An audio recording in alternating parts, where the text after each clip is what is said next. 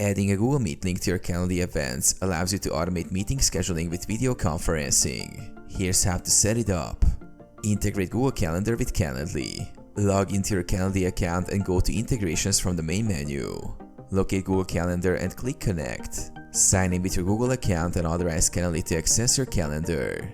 Set Google Meet as the location. Once connected, navigate to the Event Type section in Calendly. You can either select an existing event type or create a new one. In the event settings, find the location drop-down menu. Select Google Meet. Choose Google Meet as the location for your event. This ensures that a Google Meet link will be generated for each appointment scheduled using this event type. Customize event details. Fill in other necessary details such as the event name, description, and availability. Save and share. After setting Google Meet as the location, save your event type. When someone books an appointment, Calendly will automatically create a Google Meet link and include it in the confirmation email sent to both you and the invitee. Test the setup. To ensure everything works correctly, schedule a test meeting and check if the Google Meet link appears in the invite.